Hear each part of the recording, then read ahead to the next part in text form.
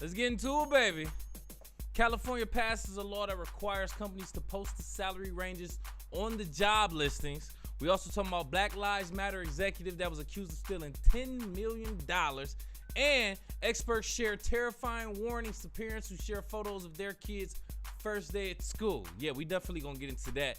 We listened to Kerr, Loyal to a Fault. In the music section, we watched Samaritan on Amazon Prime, and we're gonna talk sports. All of that's coming up, starting with the pop top. You kicking it with KC. Yes, sir. Starting with popular topics that may or may not be talked about in the news. This first topic coming from LATimes.com and legalinfo.legislator.ca.gov. That's where the actual bill is. So this bill that still needs to be signed by Governor Newsom in California. It needs his signature by September 30th for companies with 15 or more employees to have to post the salary range for whatever position that they're actually, I guess you can say posting or promoting for, looking to fill. They have to actually post, hey man, this salary actually ranges from this to this. Boom.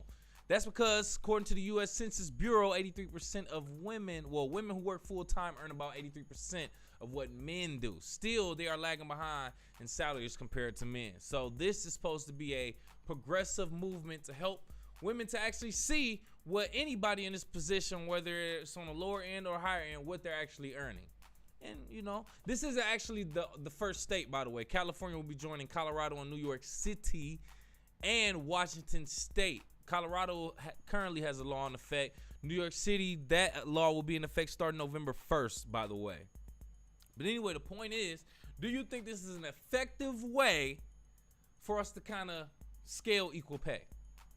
For women to know and fight for what they feel like is equal compared to men? Is this an effective way? Should all jobs post their job salaries to kind of make it equal?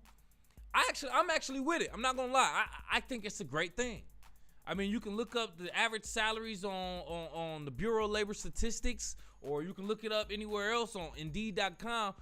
Why can't this actually be a reflection of what's actually going on in the marketplace, or specifically at your company? I think it's fair. I'm actually going through a negotiation process right now with the company, and I think it would help on both parties if we were to know what they were paying the previous person, or at least what the range is. That way, I don't scale too much, and they don't try to lowball me either. Because that's what I think what we're doing right now. A bunch of back and forth stuff. So I think this is great. I think I think a lot of states should adopt this also. Do I think with people knowing what other people are getting, it can cause some headaches? Yeah, but if everybody who's getting correct pay in their correct position is being compensated, what's the problem?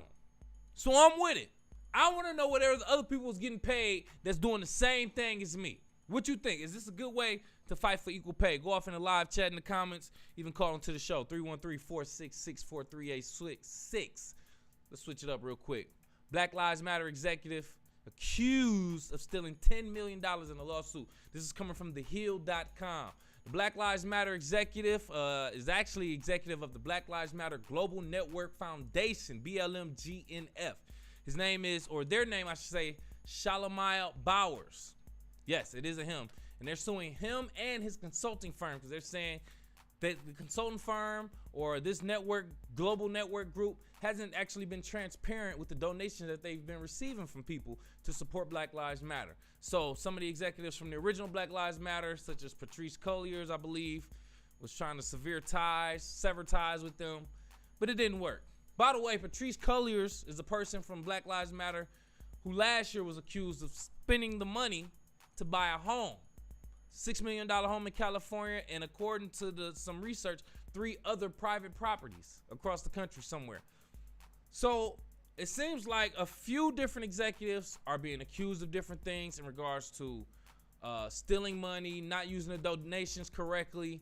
Do I believe in this lawsuit? Because him and his attorney are saying that this is just somebody just trying to tear their heads down, somebody who's power hungry and trying to do this and that, and some type of conspiracy. Of course he's going to say that. Do I believe this? I don't want to even say I do because of the whole black situation, but man, I don't give a fuck about all that. What I'm saying is, nigga, if you stole $10 million, yes, I think he probably stole $10 million. I mean, some of the stories ain't adding up. Now, this could be a conspiracy with the media in general for us to just believe that Black Lives Matter as an organization just could not hold its shit together. As a black organization, it just couldn't hold itself together and it was going to crumble. This could be the media spinning that. We don't know that. I do want to keep that perspective in mind. That's what this is about, keeping all perspectives in mind. So this could be that situation. I pray that it's not. But some of the stories that I'm reading, even though it's still media, it's not looking so good. We got executives that's leaving the position after they feel like they've been accused of certain things. I mean, I think the nigga took the $10 million. Let me just say that. I think the nigga took the $10 million, and I think Patrice actually spent the $6 million on some houses. That's what I think. Could it possibly be something with the media trying to scrutinize Black Lives Matter as an organization? Possibly. I'm keeping all perspectives in consideration. But I want to know what you think. Go off in the live chat in the comments, plus call into the show, 313-466-4386. Let's go ahead and switch it up to the last topic real quick. And popular topics, we talking about experts saying terrifying warnings to parents who share photos of their kids for the first day of school. This is coming from the-sun.com. Now, it is back to school season. So a lot of kids going back, and you got the typical parents taking pictures of their kids, holding up signs, saying what their name is, what school they go to, but then trying to like edit it out. What's the point of posting it then? What's the point of posting it? See, they're saying, and I agree with it, as a parent, even before I was a parent, I agree. Why post your son or your child at all? Like, I'm not putting my child on social media. I don't need people to see them grow up. I don't need people to know what they're doing, what they look like. You know, I don't need none of that. My close people, they're going to see him. They're going to see my children. They know him. You know what I'm saying? My community, my inner circle, my village, they know my son and my kids. I don't need everybody to know so that the internet and the world could just talk mess or just be lurking on my child. I'm not with it. I think in most cases, like posting the first day of school, throwing a gender reveal, throwing an extravagant first birthday, even an extravagant second birthday. These kids don't know nothing about that. That should be for the parents to floss. Now, maybe it's just to celebrate life. Okay, cool. But that shit is just extra. What I feel like, that should be going just towards the actually, if you cared about the child, like, put that money towards the child. To each his own. But I'm just saying, if you really cared about your child and your child's safety, you wouldn't even be posting pictures of your kid.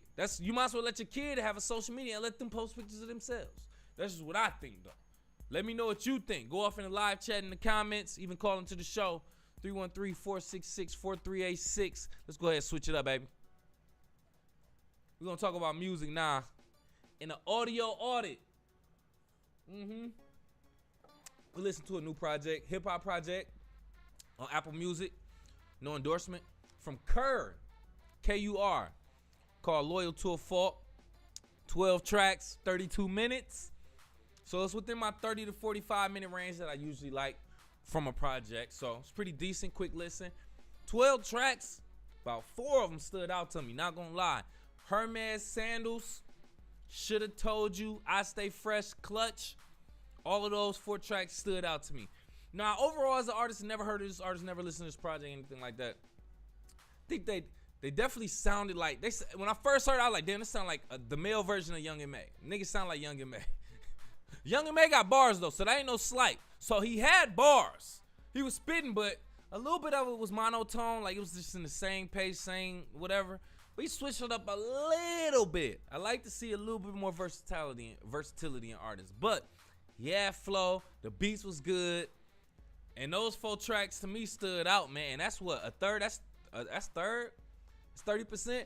I think this project got some replay value, mainly because it's a quick listen, and a couple tracks stood out to me, like a significant portion, about a third. So Kur, Loyal to a Fault, 12 tracks, 32 minutes. I'll probably give this another listen. I'm not gonna lie, I might play a couple songs up off of that again. Let me know what you think. If you a Kur fan, or if you listen to Kur, if it's any other projects from Kur, or if you listen to this, or any other project from any other artist and any other genre you want me to do an audio audit on, go off in the live chat in the comments. Call into the show, 313-466 4386. We got to keep it moving. Let's switch. We talking about TV shows and movies that we seen on the screen and corn stream, know what I mean? I promise you I'm going to switch up that title eventually in like season 8. I'm going to switch up that title. But anyway, we talking about Samaritan on Amazon Prime starring Sylvester Stallone. It's about two brothers. They both had superpowers. And eventually, one of them was good, one of them was bad. Their parents got killed. They grew up and they had powers, blah, blah, blah. They kept their powers secret from society. Long story short, Sylvester Stallone is the hero. He's the good brother, the good guy hero with the good superpowers. And then there's another dude who adopts the bad superpowers with like a Thor hammer. This movie is not for adults. Don't expect to just watch this by yourself or with your girl. As a grown heterosexual man, I don't expect to have an actual good movie. This is a family movie or a movie for kids. All right, that's from the perspective I want to speak on. It's a family movie or a movie for kids, because I'm watching this like, what am I watching? I know this old ass nigga is not about to save no, like he's doing none of this stuff for real, for real. Clearly not in real life, but even watching this movie, I'm not sold. He old. Sylvester Stallone old. Bro, you could have gave that movie role to Michael B. Jordan, my nigga. Like, you could have just passed it on to a younger person is all I'm saying. You don't have to be an old nigga being a superhero. Cut it out. I just wasn't sold. But listen, if your kids like action, you want a good family movie to watch, it's on Amazon Prime, no endorsement. Go ahead and check it out. Samaritan, starring Sylvester Stallone. It wasn't the worst. It wasn't like a movie that I was like, oh my God, not one of them joints. But we go ahead and keep it moving, man. Let's talk about sports, baby. From the stands of a sports fans, my man's Pots and Pans. Let's move through it real quick, man. We're going to start off from the bottom. Not from the bottom, but from boxing MMA. Tyson Fury, he actually said he don't want to fight Alexander Usyk right now. He said he will fight Anthony Joshua, and he said he'll give him 40% of the purse for a title fight before the end of the year. So he really want to fight Anthony Joshua. He really putting it all on the line. I'm curious to see how Anthony Joshua going to respond to that. Then coming up this Saturday, September 10th, we got Clarissa Shields, Flint's finest. She's going to be fighting Savannah Marshall at the O2 Arena in London for the middleweight championship. You got Deontay Wilder versus Robert Helenius, October 15th, pay-per-view at the Barclays. Jake Paul, the problem child, going to be fighting UFC fighter, former UFC fighter, 47 years old, Anderson Silva. October 29th, that date officially been locked in, October 29th in Phoenix. And then Terrence Crawford versus Earl Spence Jr. still nearing a deal for either November 12th or 19th in Las Vegas. Let me just get my picks real quick through all that. Tyson Fury through Anthony Joshua versus Anthony Joshua. If Anthony Joshua take it, I think Tyson Fury gonna beat that boy up, man. I ain't even gonna lie. Tyson Fury ain't nothing to play with. You got Clarissa Shields versus Savannah Marshall. You already know who I'm rolling with. The Shields. Deontay Wilder versus Robert Helenius. I love to see Deontay Wilder, but I don't even know who Robert Helenius is, and I damn near want to put my money on that nigga. So I don't know. I just want to see a good fight. Jake Paul versus Anderson Silva. I damn near expect Jake Paul to get it. Anderson Silva is 50 years old. He's 47. And he's retired. I wouldn't be surprised if you beat him. Clearly, bro. You're just doing it just for the name. So, Jake Paul, I'll give you that. Terrence Crawford versus Earl Spence Jr. I just want to see a good fight. No dog in that fight right there. No dog in that fight right there. But that's just what I think. Just floating through sports real quick. I know I did the show real quick because I got something to do. But do me a favor. Let me know what you think. Go off in the live chat in the comments. Let me know if there's any other headlines or sports that I should be going over that I might have missed by any chance. But before I get up out of here, I want to get something off my mind. So tell me why, yo. I'm at Wendy's. I'm at Wendy's earlier today, bro. And I'm like, yo, can I get a let me get a strawberry lemonade, a big ass strawberry lemonade. I literally said, let me get a big ass strawberry lemonade. Like, all right, super liquid ass nigga, fingernails painted, takes the cup, digs up the whole cup in the bin of ice, fills that bitch up with ice, and about to pour the lemonade. I'm like standing right there, I'm like, bro, what that? No, nigga, light ice, nigga, light ice.